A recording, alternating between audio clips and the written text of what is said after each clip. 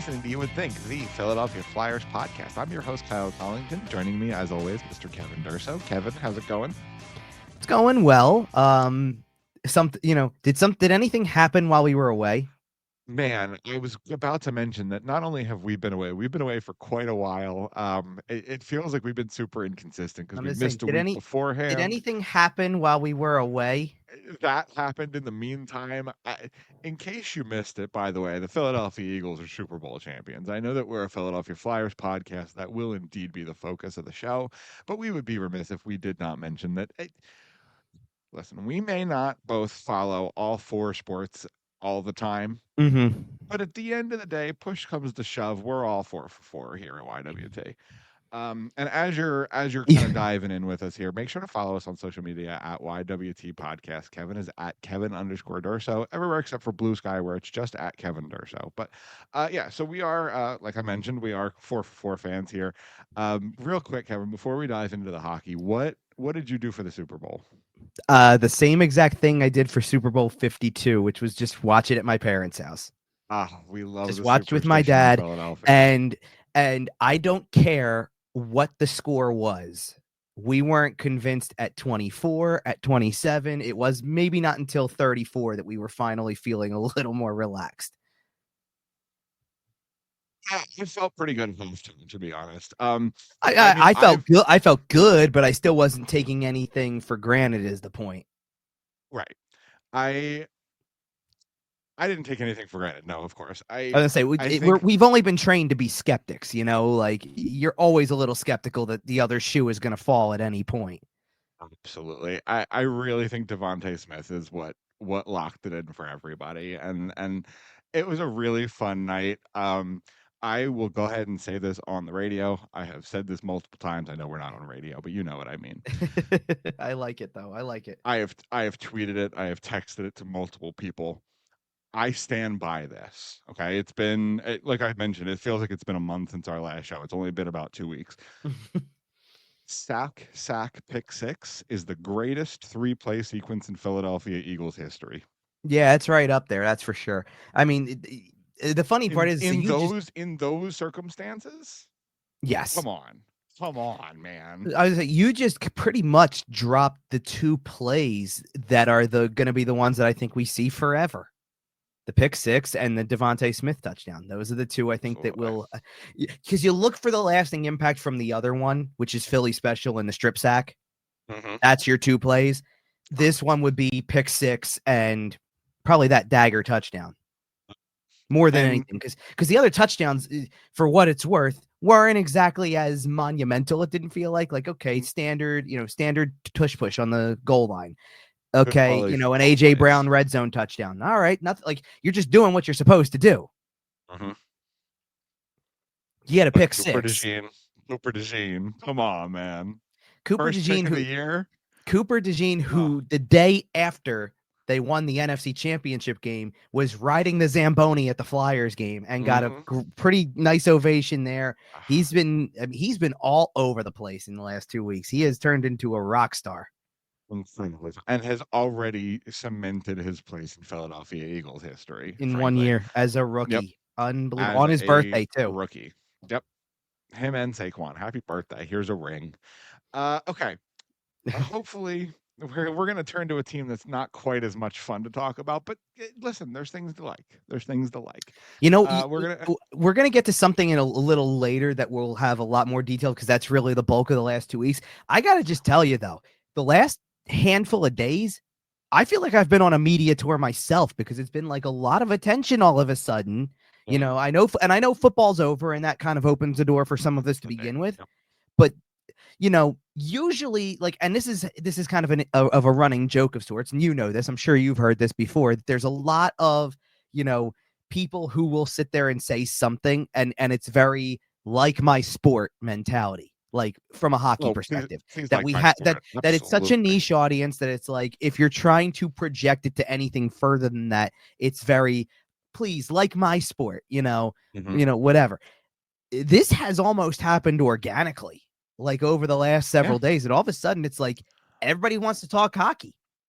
Well, here's the thing, and you alluded to it earlier, but there was a large well-publicized international tournament that just happened over the last 2 weeks. A couple of flyers featured, including a starting goaltender who got a start. We'll talk about that. There's a lot of eyes on this team because, Travis Konechny is memeing with Brad Marchand at the gold medal ceremony. Travis Sanheim stands out for maybe not the best reasons. Again, we'll dive into all of that kind of a little later on in the show. But you have all these eyes on the team. There is a little bit of that. Ooh, the Eagles won. Now what's next? And a lot of Philadelphia sports fans jumped on the Philadelphia sports bandwagon when it came to the Eagles, right? When it became clear that the Eagles were rolling, the city piled on. And they win. There's the parade. It's amazing. And then all that energy has nowhere to go. And you look to the Wells Fargo Center. Right. And Sixers tickets are $3. Yeah. And then you look across, you look across the same the night as room. the whatever it was, the same night as the championship game of Four Nations, the Sixers were playing the Celtics, and I was with my buddy who is a Boston fan, who told me originally he was possibly going to go to that game because it's the Celtics, and the tickets were like between $10 and $15, and that is only because it was the Celtics, probably. Almost guaranteed. It was right. A lot of Boston fans hey, going, that's one of the premier teams in the NBA. So if you really want to see them, we're going to upcharge you $5 more than you would have had to pay on the secondary market already. Right. Well, and every Celtics fan within 2 hours goes, ooh, $10 tickets? I'm in. I know, it's crazy. And it didn't help matters either that also the weekend before was the NBA All-Star break and weekend and all that stuff. And it pales in comparison to what you were getting from the other sport at the time. So all of a sudden, everybody's eyes are on, look at this thing. Look at what's going on over here. This is supposed to be the All-Star break. Well, and it turns out, and again, our Four Nations discussion is going to be a lot of fun. Yeah. But it turns out when the best players in the world have something to play for, it's really high-level hockey. When the best players in the world care. Hockey.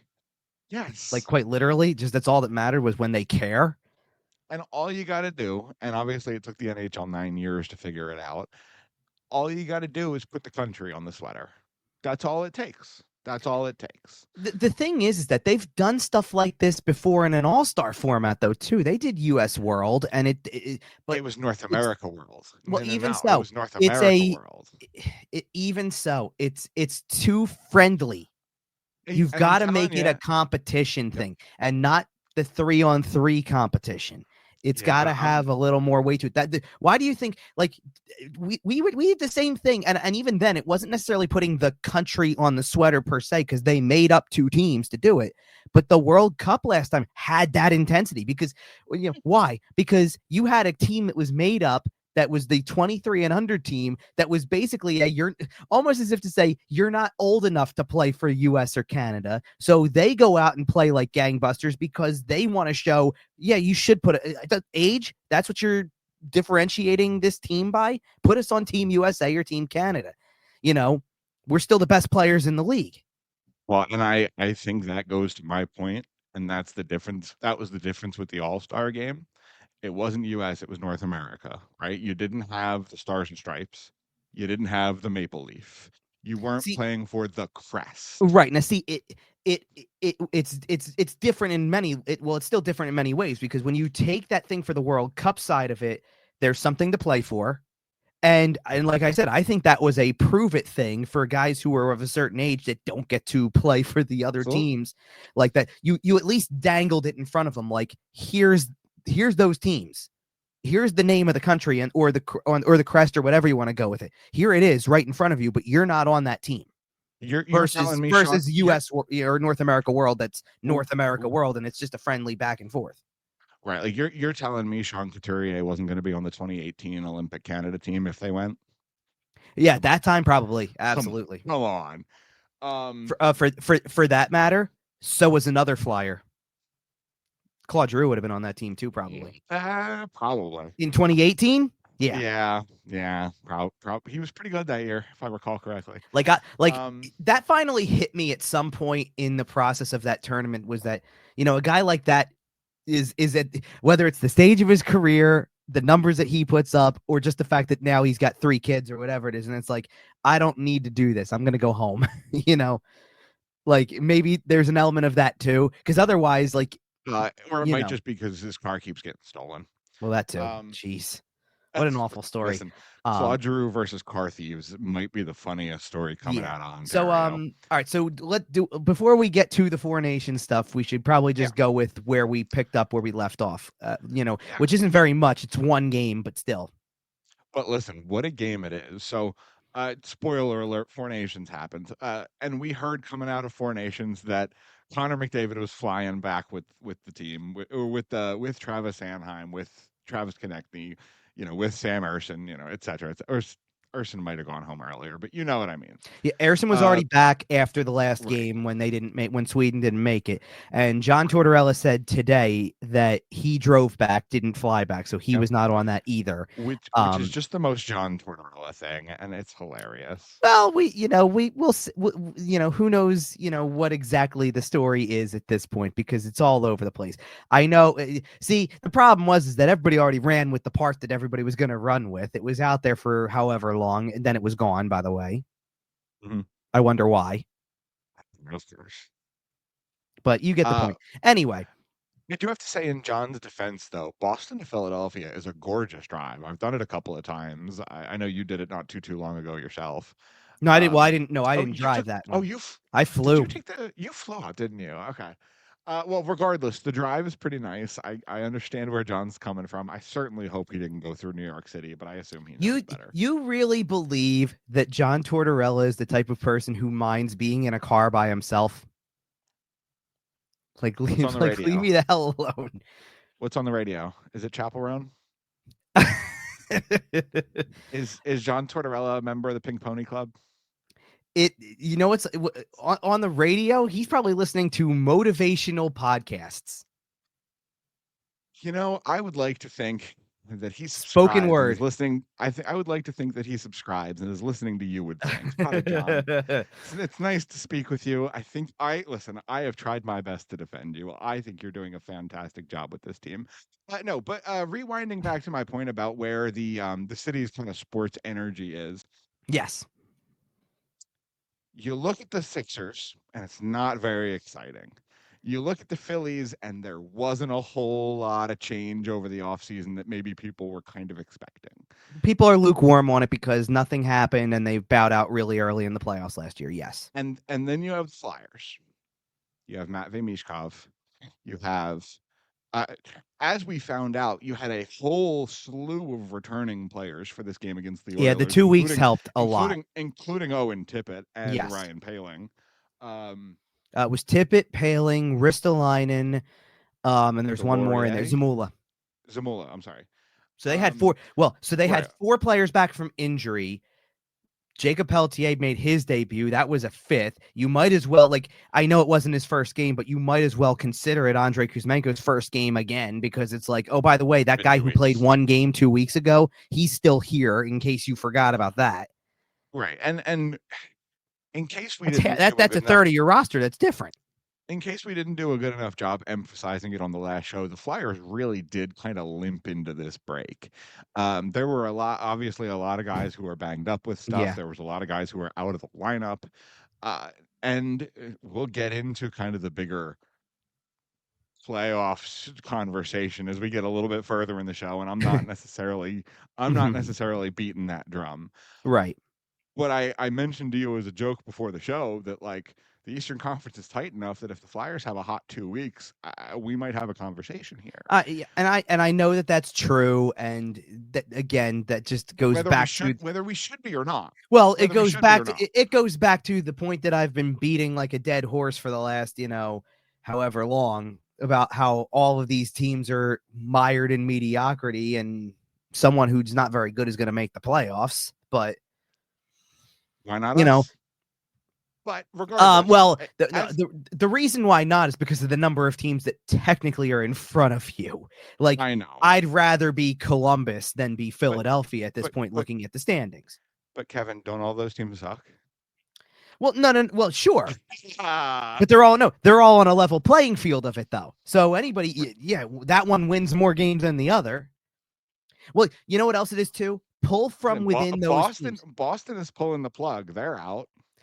They should, honestly, but that's a different. Well, Boston should pull the plug because now Charlie McAvoy's out for a long period of time.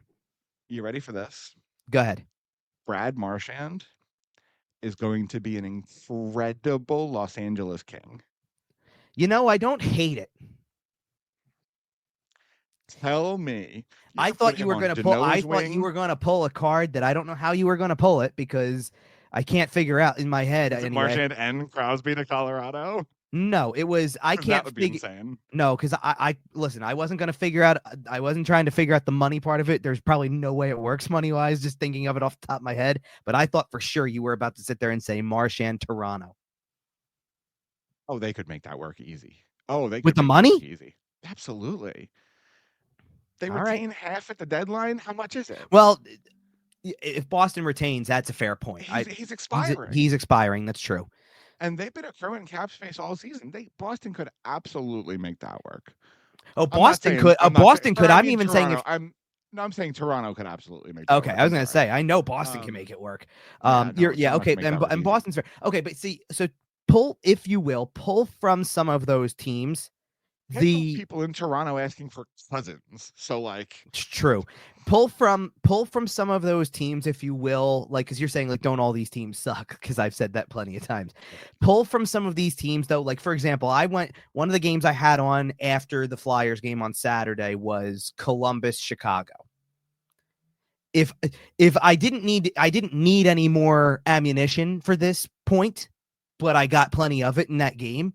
To give Zach Werenski the Norris, please. Oh, 1,000%. And like, if you've got that though, if you've got the guy who, without question, at least to me anymore, without question, is probably the best defenseman in the league this year, should win that trophy. You have a better case of making the playoffs than somebody who doesn't. By the way, I assume voters will only be taking the 82 NHL games into account. They will. Yeah. 6 assists and 4 Nations games for Zach Werenski. Exactly. He's a mutant. He's outstanding. What a great player. I assume he's been steroid tested at least 4 times. He has to be, because the dude is a mutant. He's been great, almost as much of a mutant as Alexander Ovechkin. 13. Doesn't it make it feel a little worse too that Werenski's had at least 2, maybe 3 like serious injuries, and it probably delayed this from happening? Like, he clearly always had it in him to be one of the best defensemen in the league. It was just he'd be out with a long-term injury. He'd be out for months on end. You heard the rumors of the Seth Jarvis reunion in Columbus? Oh, Seth Jones, you mean? Or Seth Jones, I mean, not Seth Jarvis. Yeah, I know. He said he would do it. He said he would do it. Like Werenski said he would do it. I'm sure he would. He had, before this season, he had some of his most successful seasons with Seth Jones. Well, sure. A lot's changed, though. Sure. And I mean, Columbus is probably one of the best fits in the league as far as eating that contract. And look, one of the things I know right off the top, I know from a Flyers perspective, them missing the playoffs is better than them making the playoffs. But I think everybody wants that story to happen. Oh, absolutely. Given Columbus everything else to put them in the playoffs. Yeah.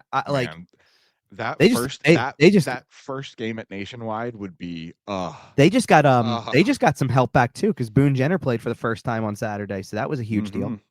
If the Flyers end up not making the playoffs, it is very likely because Columbus holds that spot. I think there are 2 teams that are sitting there right now that maybe even based on 4 nations, because each team that I'm going to mention has a player that I think we all watch that we would want to see more of in a playoff series anyway.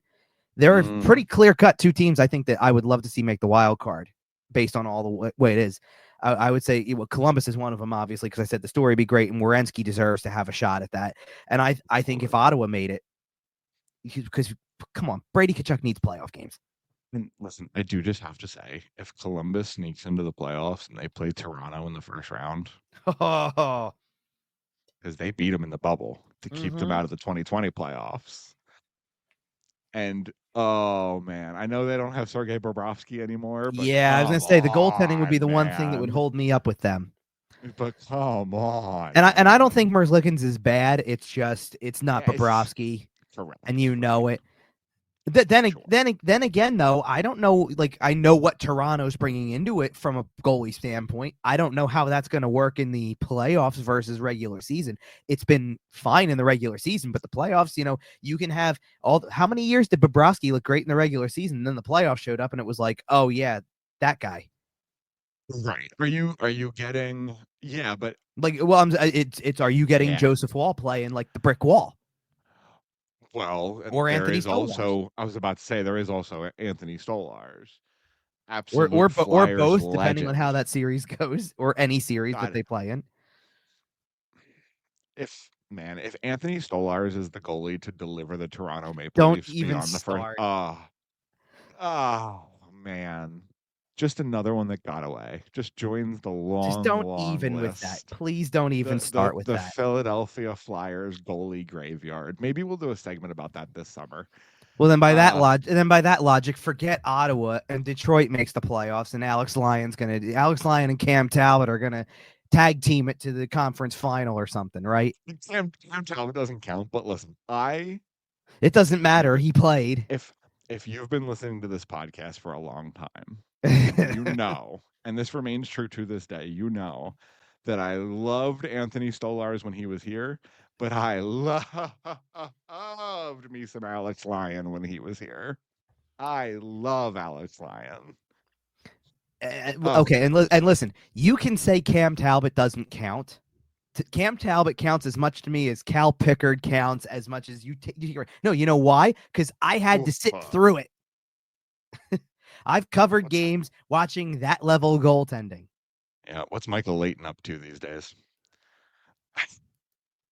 He's probably still in the AHL somewhere, putting up 58 saves. Yeah, that's another name that we just keep pulling up. I threw that name into the group chat while we were watching Four Nations. Yep.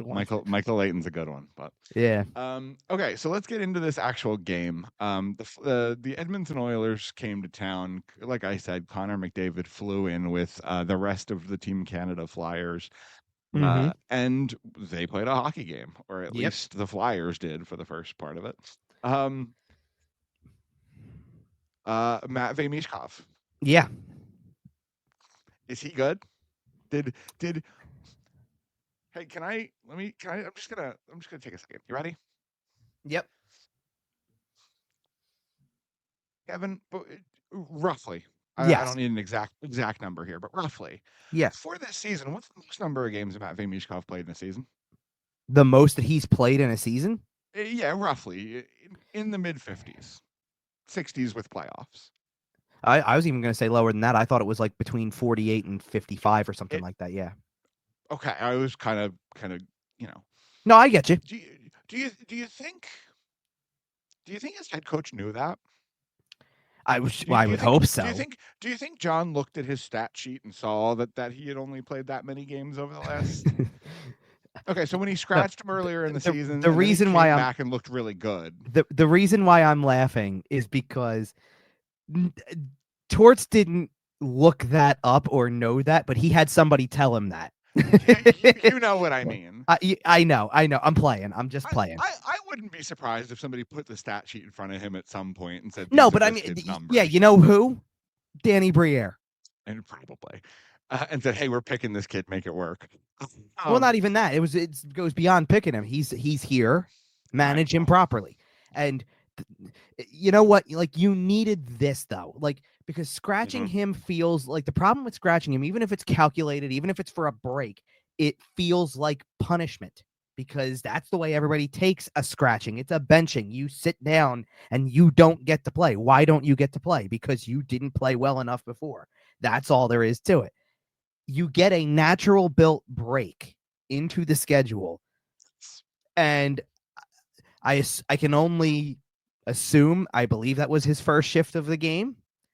And I could tell from the second that he won the race to the loose puck and scored on his own rebound that it seemed like, at least from first glance, I think Owen Tippett had a better chance of getting to it first than he did at the beginning, and he got there anyway. And I kind of knew from right then and there. And what the thing is that I don't know whether or not we know that players are wired a certain way. I don't know if this has to do with the same way that we looked and went, holy smokes, look at the way he played against the Capitals the other game, right? Mm-hmm. Maybe because the guy on the other side has a little something to do with that you're a little extra amped up because that guy's over there. Is it possible that Connor McDavid, Canada's new golden boy, is over there and you go, I want to be like the best player in the world? Well, and listen, as a lifelong Philadelphia fan who has watched this team play every Philadelphia sports team, let's be completely honest, because I watched Andy Reid's Eagles do it for a decade too, play down to the level of their competition. Sure. The fact that you have a kid who, when the best players in the world are on the ice, wants to play up. He wants to prove he's with them. Yeah. That's exciting. And I don't know if there has been a decision made as far as Olympic athletes from Russia for next year's Olympics, but if there's a team, I'm excited to see what he's going to do on it. I can't envision there not being with the other guy that we've been talking about that would be the headliner of that team. Who's about to become the greatest goal scorer of all time. Yeah. Casually, Alex Ovechkin 13 away after a hat trick. Hello. The team scores 8 goals on Saturday, and he somehow has none of them. And then on Sunday, he's like, you know what? 3 just for me. I was about to say, how about that team scoring 15 goals in 2 games coming out of a break? I know they didn't send a lot of guys. That's why. I was about to say, what is the reputation the Washington Capitals have had for a decade and a half? It's all Russians, man. And I know Kuznetsov and Backstrom aren't there anymore. I know. Right. I was going to say, it's gone down a lot, actually. Like, if nothing else, you had people looking at the teams going, why is this guy not around again? Like, they had candidates. No. So I don't know what it is, but that's it. Like, they've got so much in terms of, well, I don't want to say so much because like they don't have the Hart Trophy winner or anything like that. They're not going to have that guy. Spencer Carberry is a shoo-in for Jack Adams, though, right? Like, we don't even have to have that conversation. So that's 2 so far, and we weren't planning to do that, but like that's 2 award watches for you. It turns out the Matvei called their watches on thin ice, but it's okay. That's a story for another show. You say that, but he scored a goal, and right away everybody's pointing out, well, he's tied for the goal lead again. Absolutely, but and maybe if this is only the first game of a bunch of really good ones in a row, I mean, the kid gets 2 weeks off and then comes back and puts up 3 points right away, like it's nothing. Absolutely. Again, with only the best player in the world on the other side. I was going to say, I think the theme for this Saturday game was guys getting shot out of a cannon. Right, you have Matvei Michkov shot out of a cannon right away. Obviously, Russia didn't go. A little later on, Leon Draisaitl scores. Germany, they'll be at the Olympics. Yeah, I think Draisaitl's just been doing it all year, though, so I don't take that for anything. Of course, he's just a monster.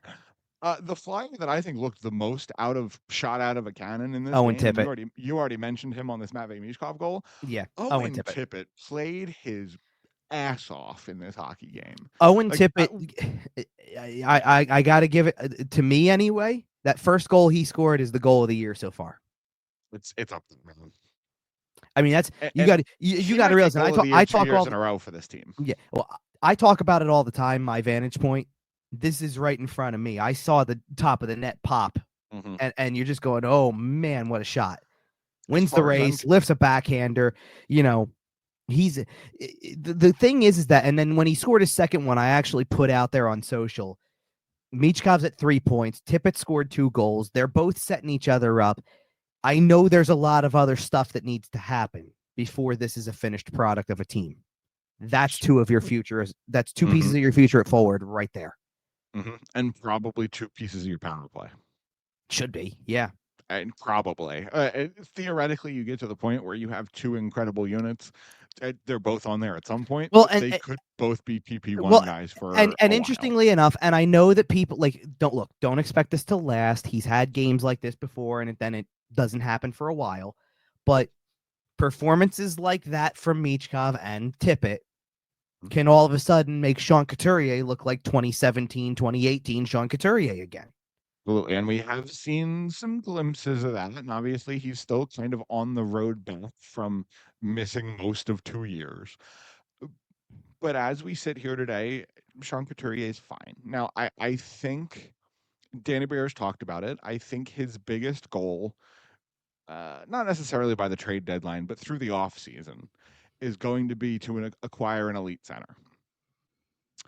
And if you can put, I think he's going to try.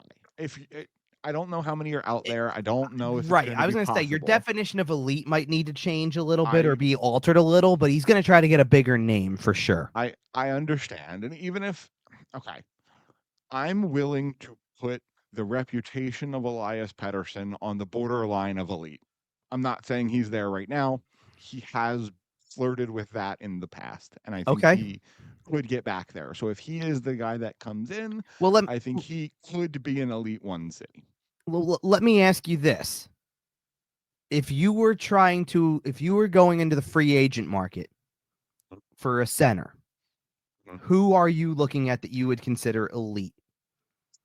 Let me take a look because I have. I just want to see if you come away with anybody who I can give you maybe just like a little bit of like yeah, you're on the right track. No, you're not. Like in terms of where I think their interest may lie. Because personally to me, and while you're looking at the names, I'll give you like an idea here of this. I'm joking, but John Tavares. Well, no. So like, okay, but this is my point. John Tavares, right? That's the headliner of the UFA center market. I don't think it's a very good UFA center market because no, I agree. Then you're following it up with like the next best names beyond Tavares because Backstrom's pretty well done at this point. For some reason, Wikipedia has Mikko Rantanen listed as a center. He's not a center. No, he's played Wing more. No, I was going to say it has Claude Giroux listed as a center. He's not a center. Your next best centers, then, at least to me, are your borderline like Yanni Gourde, Sam Bennett. Yeah, no, Sam Bennett. I don't think Sam Bennett would want to play for this team, to be honest. I think Sam Bennett's like, I actually, looking at this list, do you know exactly where I think Sam Bennett ends up next year? In Florida? Well, that's sure. That I think would be the first target. All right. If he walks, now pick. If he walks, where do you think he ends up? Boston. Yep. He's a Boston Bruin. Yep. 1,000%. Yep. And they're going to need him. It depends on how much they're tearing it down, right? If they're thinking about trading David Pastrnak, which is insane, by the way, don't do that. Right. But if they're thinking about trading David Pastrnak, don't sign Sam Bennett. That's for sure. But but see, here's the thing. So as you go through the UFA list, ask yourself, like, all right, so like, what's with a free agent? What's your cutoff? What's the point where you sit there and say that's too old for what they're building? Well, and I think, and this is something that I mentioned, I think, on the last show. Again, it's been a couple of weeks. Right. 5 picks in the first 2 rounds. 6 picks. They have a lot of picks in the 7 picks in the first 2 rounds of this draft. 7 picks in the first 3 rounds. Yeah. I don't think you're acquiring a center via free agency. Okay. I think the plan, and again, I don't know if you're going to be able to do this. I don't know how many elite centermen are available. I think the plan is to try to make a move at the draft. Maybe it's Dylan Cousins. Maybe now hang on, because I want you to pump the brakes on that conversation for a second. Because when you were looking at a list, all the guys like Tavares, Yanni Gourde, Mikael Granlund, Christian Dvorak, Sam Bennett, Robbie Fabry, Alex Kerfoot. Like, what do all these guys have in common? Age, roughly. Yeah, they're all. You're pushing 30, or you're already 30. There. Like, Why would the Flyers sign Mikael Granlund, 33 years old? Why would you do that? Why would you sign Yanni Gourde, 33, going on 34? Why would you sign, honestly, why would you even commit a long-term deal to a guy like Robbie Fabry at 29? That's ridiculous. Robbie Fabry is about the only one, but again, I don't think he's a high enough quality player that at that point it's worth it for this team. Sure. Now, like if you were signing Robbie Fabry to be your 3C, different closer to completed project, right? But you're not there. Right. All right. Exactly. You know what else all those guys have in common? Okay. Every player I just mentioned is a UFA. Well, yeah, of course. That's what I was looking at. Yeah. So how about I go over to some of the RFAs? Yeah. There's not a ton of them, to be honest. No, but there's probably, I would say there's 3 or 4 that I would circle. Just keep your eyes on those names because they're all going to fit the right thing. Morgan Frost. No, that's not what I'm talking about. I think you could pretty easily figure it out. I mean, I don't know exactly what you're talking about, but I do like Philip Kurashev. Like I think he's probably pretty likely to stay in Chicago, but if he doesn't, no. But like what I'm saying is that shoot higher, okay? Like shoot a little higher for somebody who's got a little bit more experience, a little bit more of a resume. Is it a one market Gabe Vilardi? Yes, that's one. Is that okay? I like Vilardi well, too. Here's the thing. I do. I'm just saying Vilardi is 25 going on 26. Yep. He's having a career year, so he's going to get paid. And he's playing for a team that just shelled out a bunch of money to lock down the goalie and the other center. And a winger. Yeah, and I know we've talked about the offer sheet thing, and I know I think that is a possibility as well. Quite frankly, I have no inside knowledge on this. This is certainly not a report. This is a vibe. Okay. I feel like Danny's gonna try to be aggressive. What on the offer sheet market? I think you're gonna see an offer sheet. I think you might still see a trade, and then maybe a free agent, a decent sized free agent. Well, especially because especially because this year's draft picks don't affect that. Exactly. So you still got the 7 picks in the first 2 rounds, whether you plan to offer sheet somebody or not. So yeah, if you want to take a shot, take a shot. I'll tell you right now. Package 3, 4, 5 of those picks and make 2 big deals if you really want to. I'll tell you right now. Keep an eye on the following names. I already mentioned Vilardi, obviously, and the reason I'm mentioning Vilardi is because that feels like the perfect storm of everything that could check out with an offer sheet. He's having a really big year, so he's going to go and get a pay increase. You're going to have money.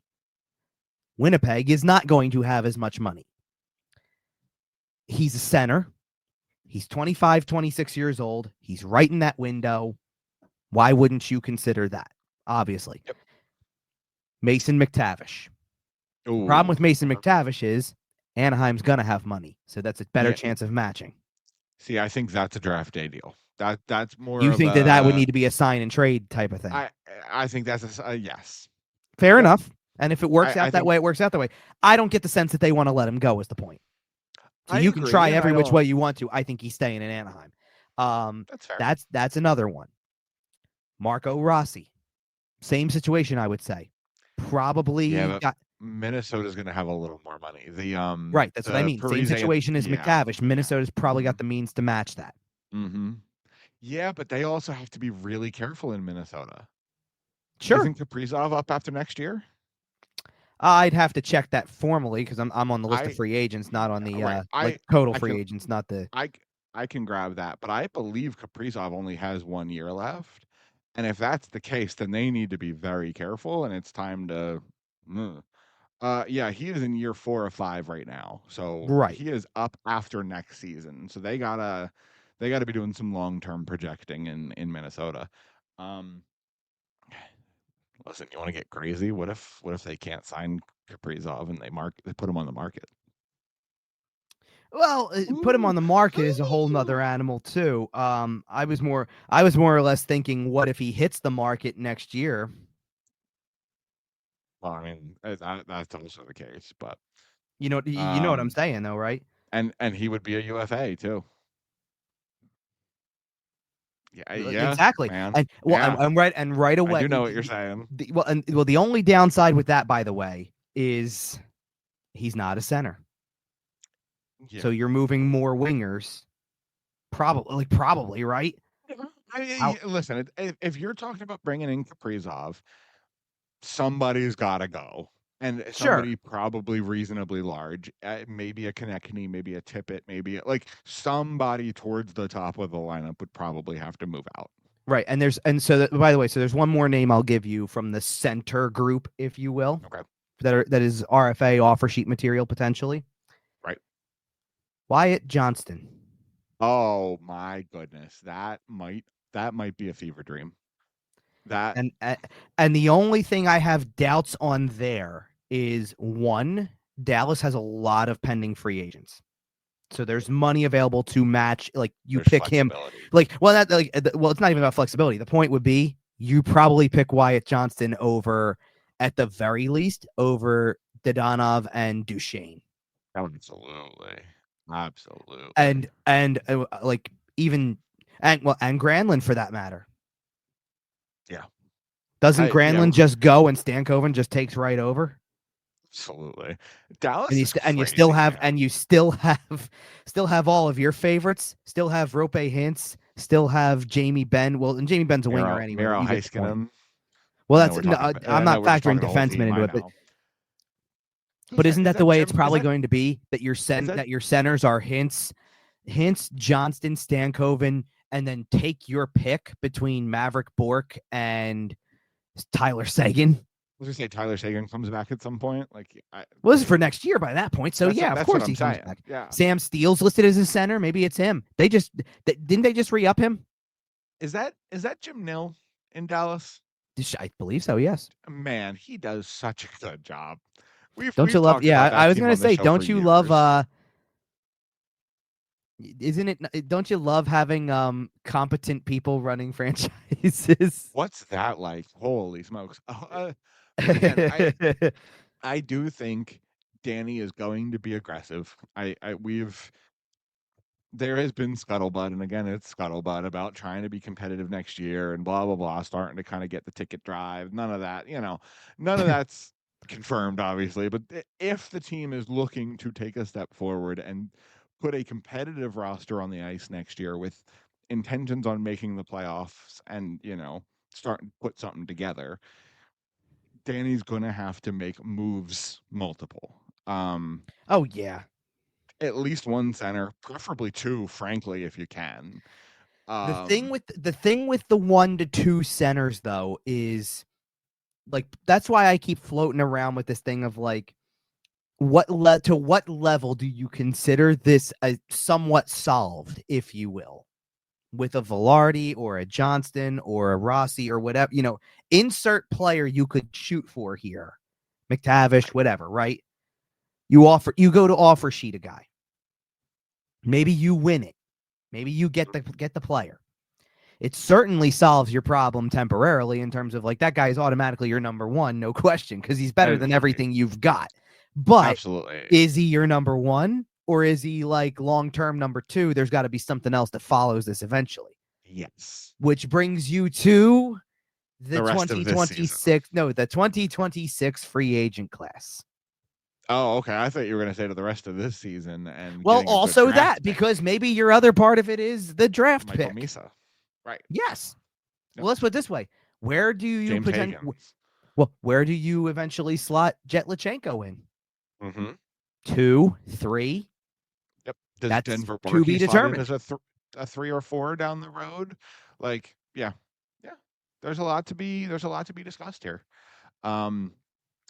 Obviously, why I brought up 2026. Yes, absolutely. There's a lot. Listen, going on. Is it a pipe dream? Of course, it's a pipe dream. But isn't that also what this team has always been?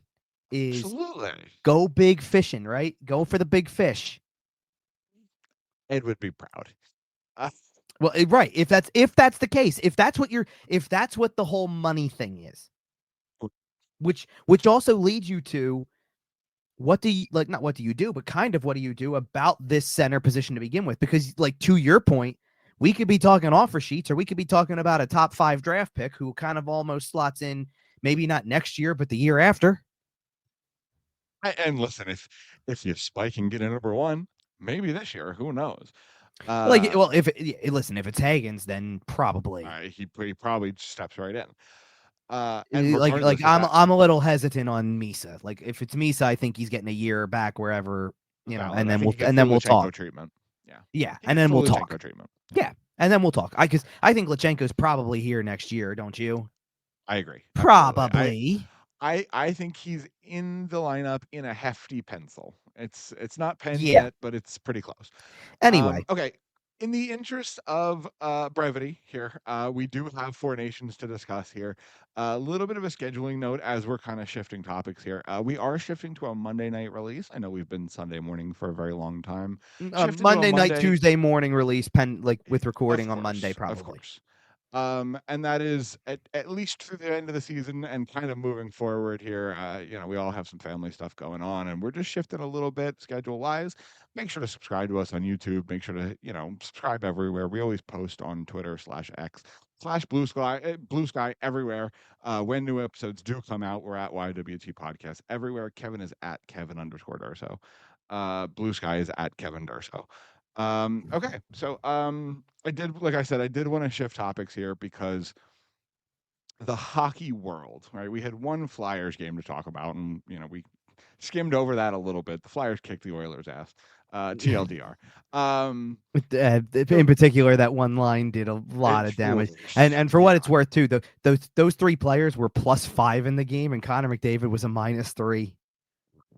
So there you go, Sean Couturier, Owen, Tippett, Matvei, Michkov. Well, somewhere halfway times better than Connor McDavid. Somewhere halfway through the game, maybe it was into the third period, but like it kind of hit me. I feel like I haven't seen this guy. Like I notice him, but I don't feel like I've noticed him to the level that I typically notice him. Draisaitl, I noticed plenty. Well, it turns out Leon Draisaitl spent a week and a half. I don't know where he was, but I assume he was in Cancun sipping daiquiris. And Connor McDavid was playing hardcore, intense playoff style hockey for 4 games. Well, 2.5 games. The 4 Nations tournament was the first international tournament thrown by the NHL, including NHL players at the highest level, World Championships aside, since 2016 with the World Cup of Hockey featuring Team Some of Europe, Team North America. You remember the tournament. Shane Gostisbehere with the sick upside down black and orange triangle. You know the jersey. It was the first international tournament since then. We kicked off with how most international hockey tournaments kick off. Canada kicking somebody's ass. This time it was Finland. I'm sorry, they played Sweden first, and that was an overtime game. That one was a lot of fun.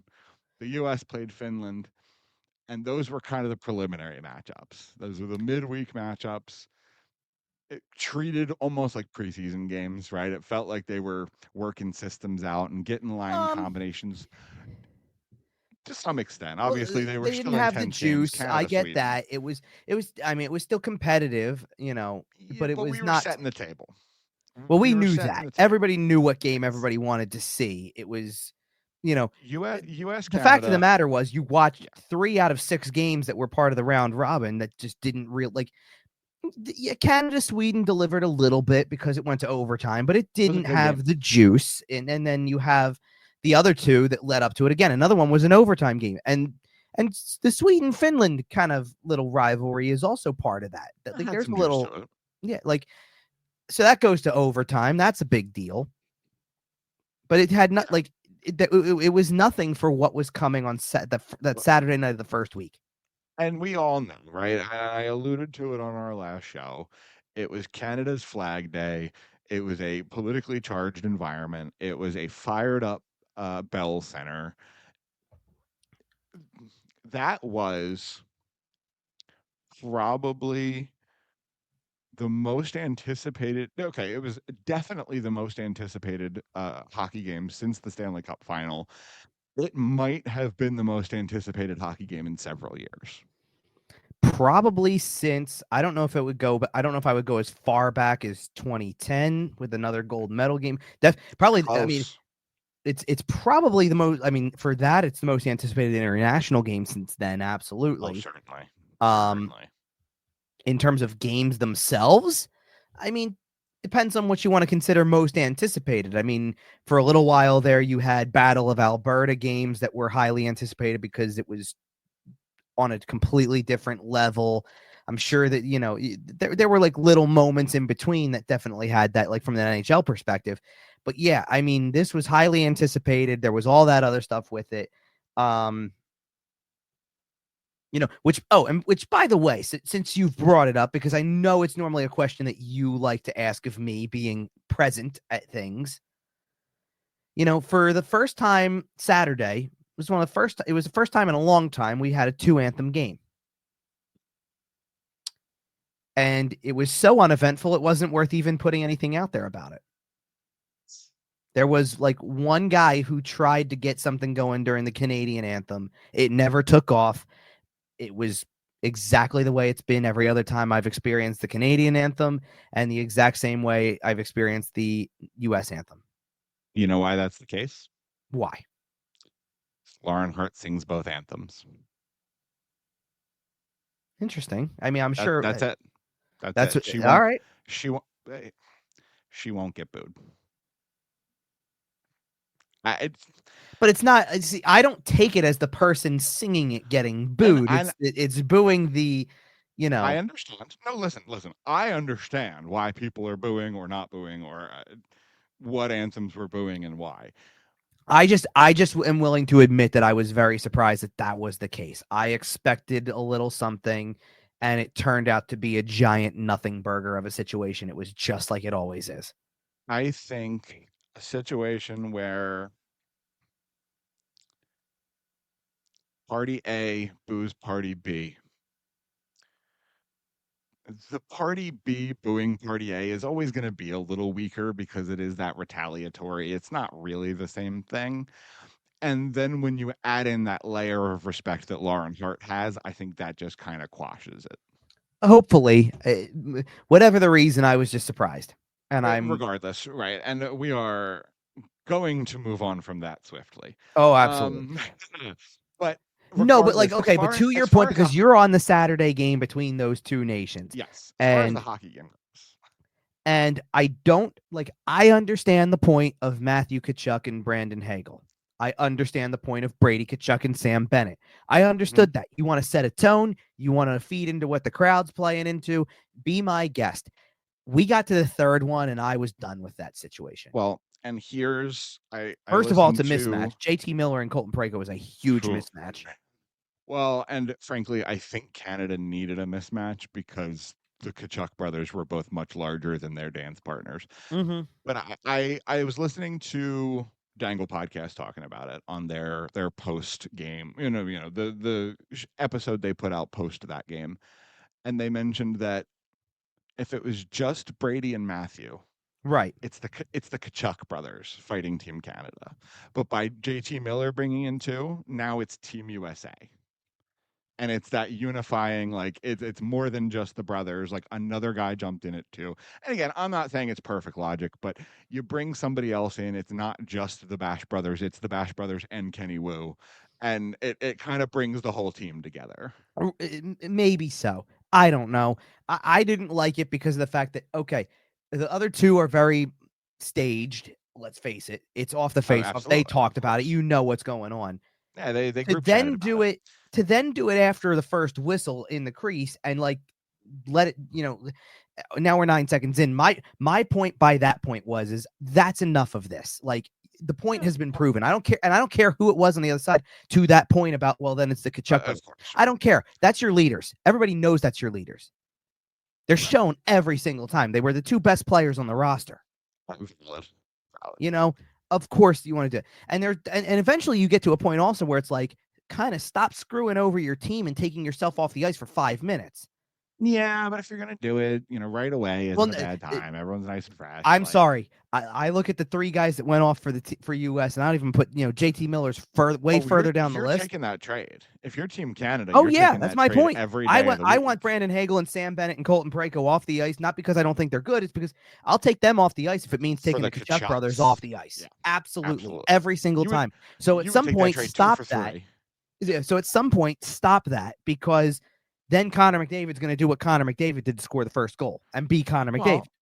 And to their credit, they did. Right after that, the game was physical. The game was hard hitting. The game had a playoff atmosphere, even in a round robin game. But there weren't any more fights. There was no more. Right. They did finally put it to bed. But I was like, if it went any further, like you also don't. I mean, it borderline circus if it goes any further. Well, because at some point in time, there's doing all of that when the game is out of hand and over, like Flyers, Senators. No, but like Flyers, Senators, where it's like, all right, fine, under 5 minutes, 3-goal game, sure, let's do this. Here's Donald Berthier, let's go. Right, let's do this. Fine, you want to settle scores, settle scores. It's 9 seconds into the game. I don't know, maybe be beating them on the scoreboard a little more before you get back into that frame of mind. Yeah, it's like and again, the first couple, you've made your point. Do we need a third one before we end up seeing, get on the board first? Listen, I agree, and I'm certainly not in the business of defending. And listen, everything from there. Love the play of Charlie McAvoy after that. Go be physical, please. Absolutely. McAvoy, Brady Tkachuk laying a hit on Drew Doughty like that. Man, please that be hit physical. Was crazy. That felt like a conference final hit. Right. Like now, that stuff I love. Love it. Textbook clean hitting across the board. We took all that other stuff out of play after that point. And that's all we saw the rest of the game, the remaining 59 minutes and 51 seconds. Yes. And that's all we saw in the championship game, which, spoiler alert, was a rematch between those two teams as well. That's all we saw in that game. Could have told you that one, regardless of who was going to win that game. The first one on Saturday, could have told you that was coming, 20 minutes into that game. Yeah, absolutely. And that is, of course, what we got. And it was another great hockey game. Obviously the championship game this time around, Canada ends up coming out on top. Marner to McDavid. I do not know for the life of me in that game, in that situation, how you lose Connor McDavid in coverage. Yeah, and I saw some three guys make brutal mistakes all at the same time to leave that space. Adam Fox behind the net. Austin Matthews drifts too far. Jack Hughes, I don't know what he was doing on the boards. 3 guys. As far as I'm concerned, Fox did not have a great tournament. Fox hasn't had a great year, period. End of conversation. No, and quite frankly, that is probably one of the major reasons that the New York Rangers have struggled as much as they have. Sure. 1,000%. Because when he's on his game, he's a Norris Trophy winning defenseman with Igor Shesterkin behind him. And it's just the fact that it's just not there. And I know they beat Pittsburgh the next day, but the fact that they came straight out of break and played the Buffalo Sabres, who are the bottom of the Eastern Conference standings, and gave up 5 goals with Igor Shesterkin in net in the first period, tells you all you need to know. It really breaks your heart, doesn't it? Yeah. Look, I'm not losing sleep over it, but somebody there better be. I think Peter Laviolette is getting desperate. I don't think Peter Laviolette has anything to do with it because he doesn't know what else to do. I agree with you. As a coach, you're at wit's end. To be honest, and I say this with all the respect in the world to Peter Laviolette, I don't know what he's still doing there. I don't know why that move wasn't made a while ago. In November, I said it in November, and then they lost 2 games embarrassingly, and I thought it was going to happen. Like the fact that we're still sitting here in February is insane. Well, at this point, it's not going to happen probably, or if it does, it's like no. If it does, it's an ass backwards way of thinking. If it does, it's with 20 games left and interim finishes of the season out, and then they try again next year. Like with whomever they can think of who's available, I guess. Woodcroft. It's not a bad guess. I have another theory. Wow. Are you going to go the way I think you're going to go? Where am I going then? The mustache himself? No, not at all. That's likely true. No, I'm envisioning one that would involve another coaching change to happen.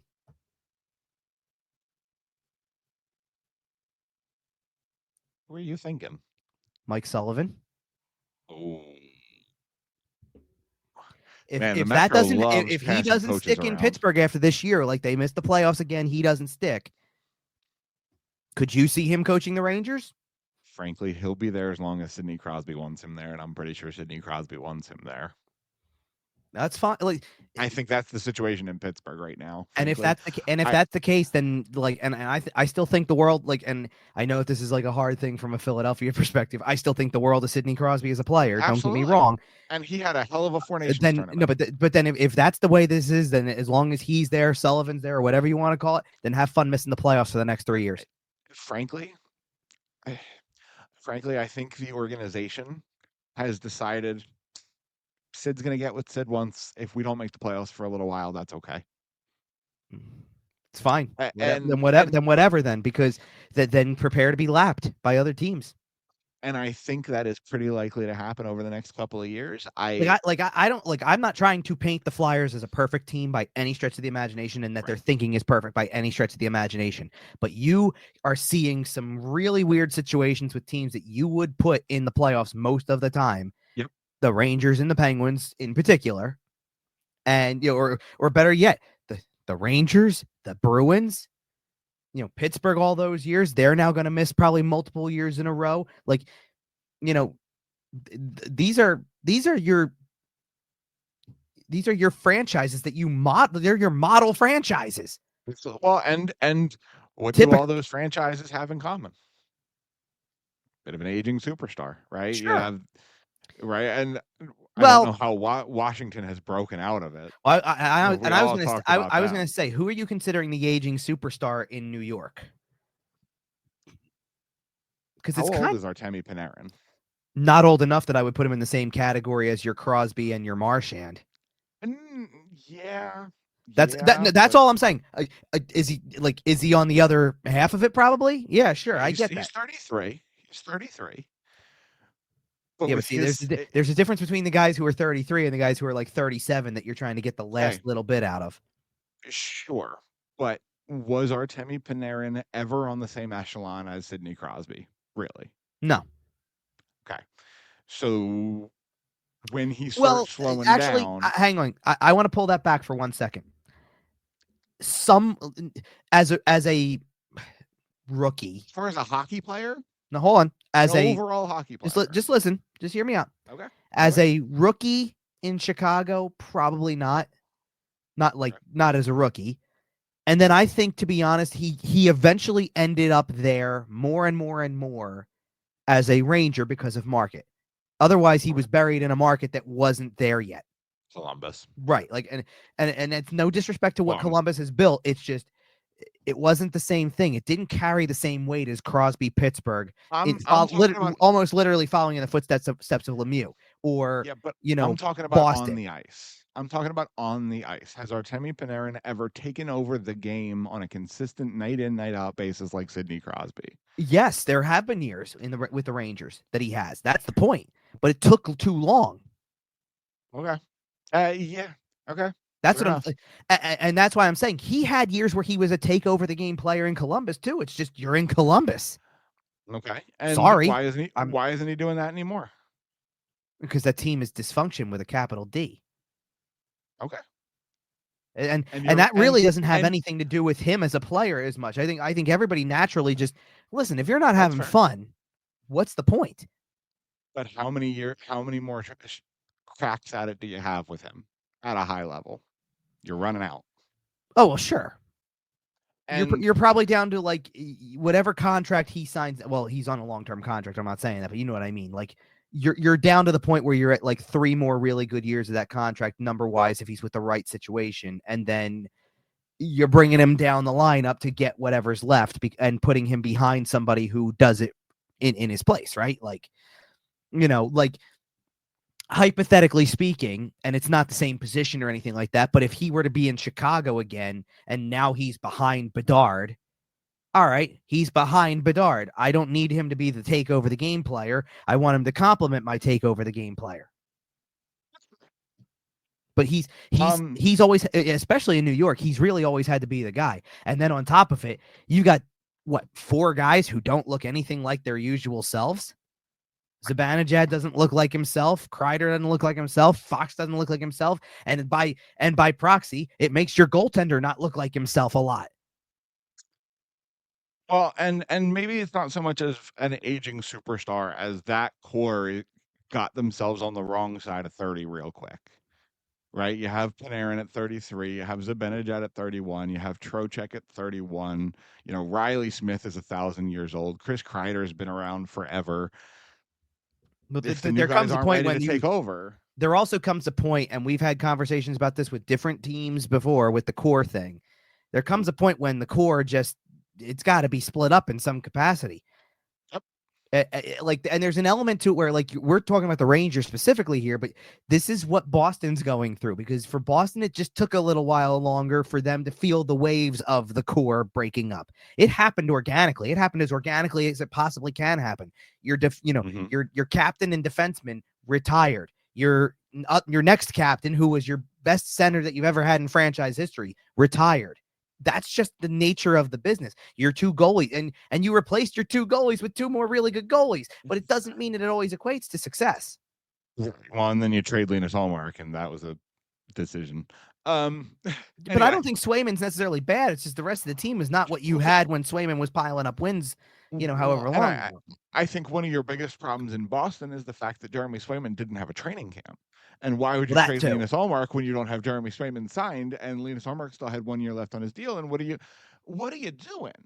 But anyway, trying to figure out how to trying to squeeze every last ounce out of it. But anyway, absolutely. So you get into the 4 nations thing and the final and all that, and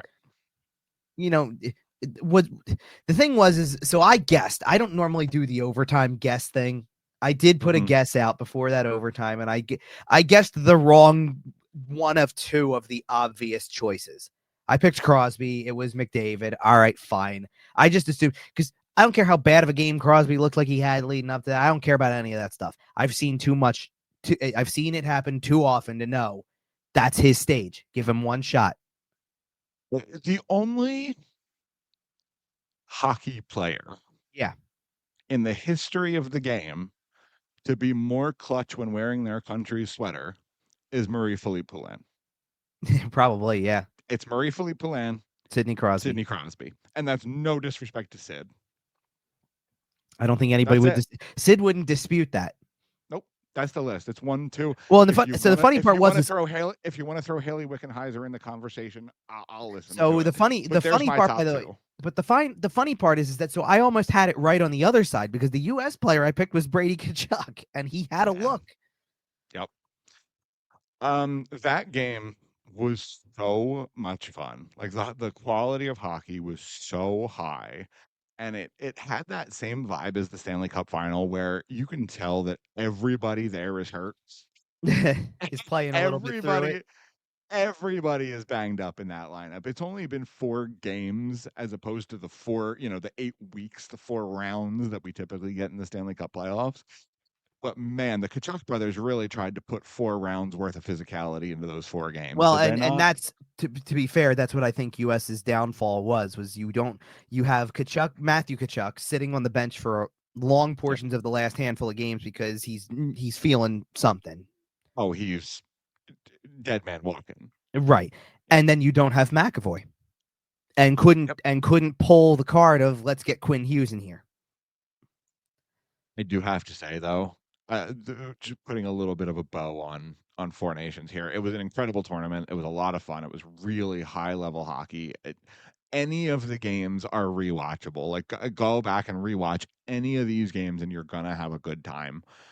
I think it's been so incredible to watch the aftermath of it, like absolutely. The conversation, the fact that like I kind of said, I joked, I've been doing this like media tour of sorts in a way with, and the thing is that I'm not going anywhere crazy. I'm on the station just constantly, but it was, I did the 6 to 7 1 hour show on Friday night, which was the immediate after the Four Nations was over. I did the Saturday morning show, which was a combination of talking about Four Nations, talking about the Flyers being back, playing Edmonton, blah, blah, blah. But I do that one. I was on again this afternoon. Now we're back into second half mode. It's not as much Four Nations, but you knew Four Nations is going to come up in different situations. Right? Like we were going to sit down and do our first show in 2 weeks. We're going to talk about it because of course we're going to talk about it. We talked about it through the whole thing as it was happening. We were back and forth the whole time anyway. So the group chat was lively. It was a lot of fun. Yeah. And it just it's transporting me into the past in a way where it's like I don't recall there being anything quite like this, since pre-lockout. Well, like and where there was that much discussion around the NHL.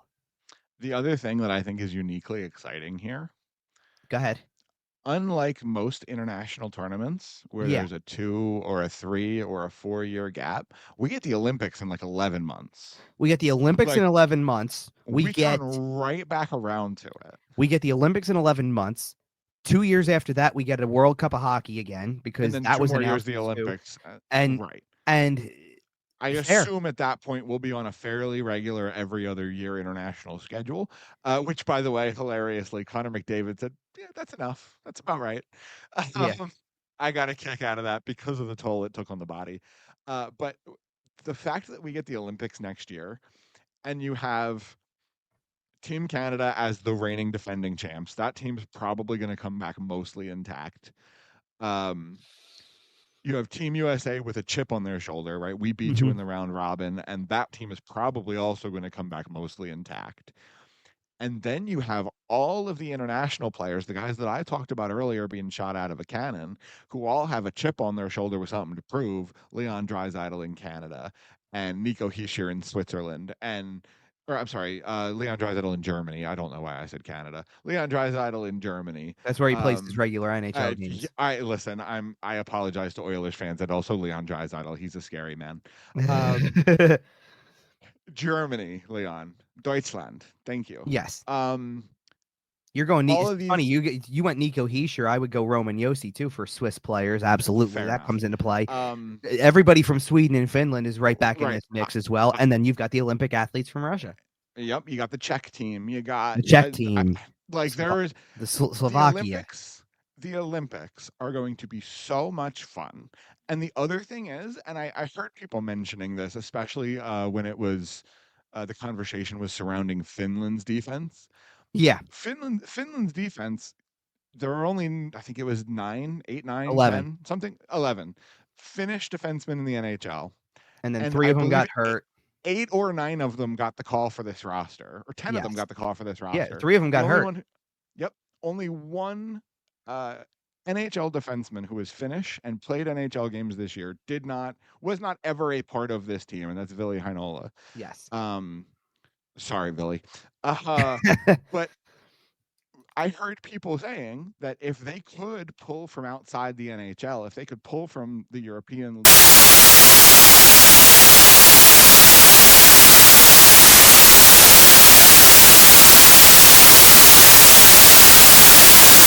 but if that's the case, man, the Olympics are gonna be. You also don't think that they couldn't have eventually gotten a better goal, and I'm not better goaltending too.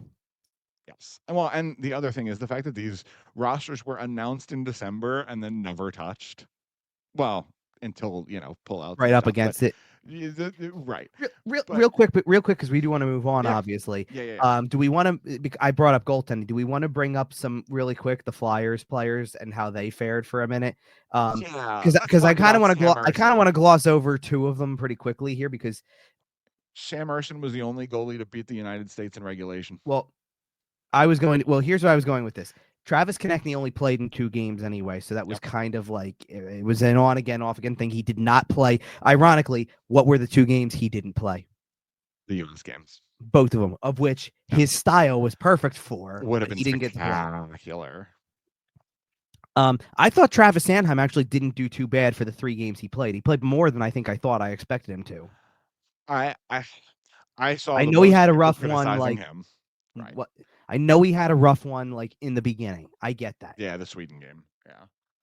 But he played Right, okay but against the Americans. The Sweden game that they lost 2-1.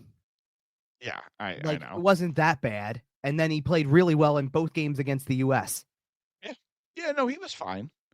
I will say, I know Or I wait a minute. Wait. I'm sorry. No. He didn't play in the Sweden game. Oh, Sanheim. no, you're right. So it was the Finland game. Okay, maybe that's it. Okay. I don't remember, to be honest with you. This whole tournament was a blur of mashed up Whatever. teams. And it's whatever it was. Anyway, I didn't think Sanheim fared that bad. I think he did what what they intended for him to do, right? He was fine. Yeah. Sam Emerson had the best performance of any Flyer player. Absolutely. And it was really cool. Like standout. That as that third period progressed, knowing, and again, I know there's a caveat on the US was able to sit out a few guys.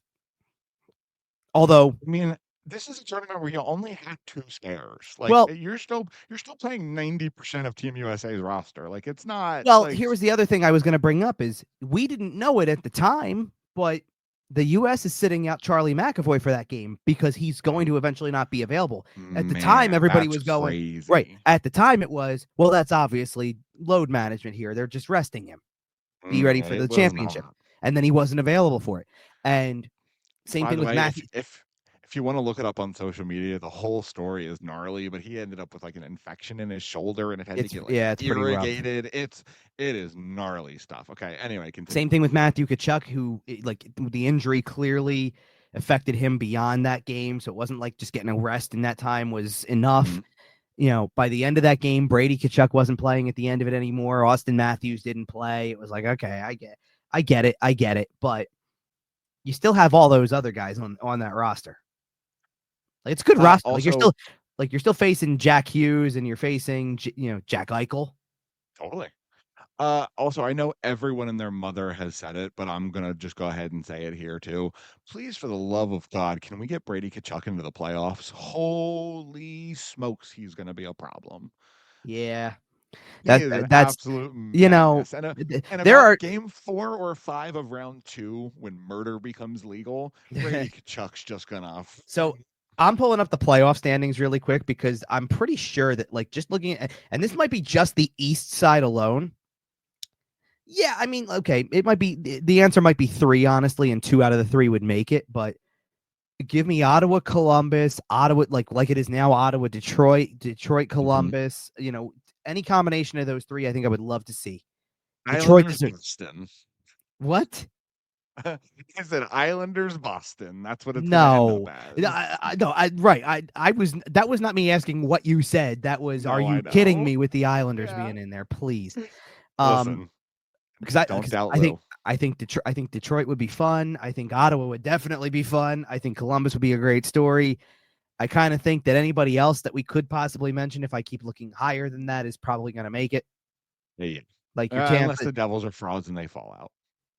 The only issue with the Devils at this point is that they've played more games than everybody else, so it's all ball in everybody else's court. That's what I'm saying. But they've built up an 8-point margin with that. Yeah, but here's the thing: the Columbus is about to go on a run. It's fine. They're taking the 3rd spot.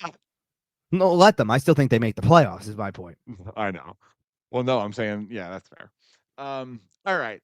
4 Nations was a lot of fun. Let's talk about the upcoming Flyers games, and then we'll go ahead and get out of here. Yep. It's a pretty easy week, and by easy, I mean easy to explain. Not going to be an easy game of hockey. You got Tuesday, Thursday, Pittsburgh, and then Winnipeg. A very different Pittsburgh Penguins team than you played a couple weeks ago, because at that time, no Crosby, no Malkin, no Rust. It was, and you still only won that game barely, but that's already a difference. And then, but also, no Paling. Was Tippett in that game? No. Right. So no. It's also by that point it was no Tippett, no Ristolainen, no Paling, that's the last game before the break, so that's no anybody. No Pelletier, no. I'm trying to think if there's anybody else. Kuzmenko. Well, Kuzmenko played. Yeah. Oh, you're right. I'm sorry. Yeah, but not really. He hadn't gotten a whole lot of time with the team. That's a little bit. He had an assist on the first goal of the game. Yeah. I mean, listen, he's going to do better this game. It's fine. By the way, because there was some weather going on, so I kind of bailed. I had to bail on that game a little early. So I didn't make it through through to the post game from the Pittsburgh game. So Saturday was my first kind of chance to interact with Andrei Kuzmenko. What a funny guy. Oh man, what a character. I saw his availability and it was really funny. He is a character. Yeah, he's a funny guy, and I know we've talked about him. Maybe now, can you imagine? Now, by the way, can you imagine playing? It for him, it was his second game. Pelletier, it was his first, right? Can you imagine playing your first or second game or whatever it is, and then the very next day is the carnival, and you're just thrown into this world where the fans are here, and I wonder if they just replace time slots. I'm sure. Did Frost and Farabee time slots just get? I know those people got refunded and blah blah blah. But I just mean as far as the schedule goes, did they just? I mean, there were pictures of them doing pictures, so yeah, I guess so. That's what I'm. Yeah, absolutely. Oh, sure. Why wouldn't you want to go meet these guys? I heard the carnival was a lot of fun. I saw a lot of the pictures on social media. But again, this week, 2 games, Pittsburgh. You finish the week off, and by finish the week, I mean until our next show here, which again will be next Monday, probably for a Tuesday morning release. Winnipeg. We'll see. Winnipeg, one of the better teams in the league. Still, arguably the best. It's basically a back and forth game. Well, I literally described it today as every day it changes. Right. Winnipeg's the best. Now Washington's the best. Now Winnipeg's the best. Now Washington's the best. Yep. One of the best teams in the league on the road. Connor Hellebuck. Right. I know it's only a 2-game road trip. I'm not saying it's a big long road trip, but you get through those little 2 games off, and then you're on a fat home stretch. Yeah, well, we'll talk about the fat home stretch on our next show because it's going to lead right into it. So. Yes, but that might be a little bit of a scheduled loss on Saturday. Little bit, but obviously you hope they can put up a good effort against Winnipeg. I mean, it depends. It could be a really good effort because it's again one of those teams like you've played. Think about how well you've played against some of the teams that have that. Yep. You've given yourself some good performances against the Florida, Jersey. Well, some of them. One of the Jersey games is awful, but one of them was really good. Really good, and one of them was grinded out good, good. You get the W, you get the 2 points good. Right. I mean, you played Washington hard despite losing. Yep. But still, that was competitive. Listen, this team throughout John Tortorella's tenure has proven to be very game. And I mean, even Edmonton's 7th in the league right now, so them too. You just beat them. And that's what I mean. And if you come out here, I know I made a joke about it a little bit earlier in the show, but if you come out here and get 4 out of 6 points, 5 out of 6 points, all of a sudden, whether you like it or not, you're in the conversation. And that may muddy things around the trade deadline. That may, there's a lot going on with there, but this is, as I say on every show, this is another big week as far as Flyers games go. Is there anything else you wanted to say about this week's games, or not really? I mean, okay, it's because it's kind of the calm before the, like you said, that big chunk of home games. Yeah, I get one more. I get one more, and then a nice little pause, and then just the Wells Fargo Center a lot. Well, the gauntlet of it's 7 and 12. I mean, it's pretty crazy. Somehow or other, they only have one back-to-back in that whole thing. But yeah, but it's a lot of hockey. If you thought we can do a lot worse than 2 afternoon games on a weekend, though. Absolutely. But if you found yourself thinking over the last 2 weeks, man, I wish there was more hockey on today. Get ready because there's a lot of Flyers hockey coming. We will be here every week to cover it here. Coming towards the end of the season, we may have some, we'll get there. We'll be here for the next several shows at least. Again, we've shifted into that Monday, Tuesday release schedule, so not as much on the Sundays, a little bit into the week, but make sure you're following us on Twitter at YWT Podcast. We post every time a new episode goes out. Follow Kevin on all your social media at Kevin_Durso everywhere except for Blue Sky. That's just at Kevin Durso. Other than that, man, it's been a good couple of weeks. You got the Eagles winning the Super Bowl. You had the Four Nations tournament. I have to say, I ended the last show with a very confident shout for the Eagles, and man, I feel good about that. They looked great. The game was never really in doubt. Four Nations was a lot of fun. We will be back next week to talk to you about more. So until then, see ya.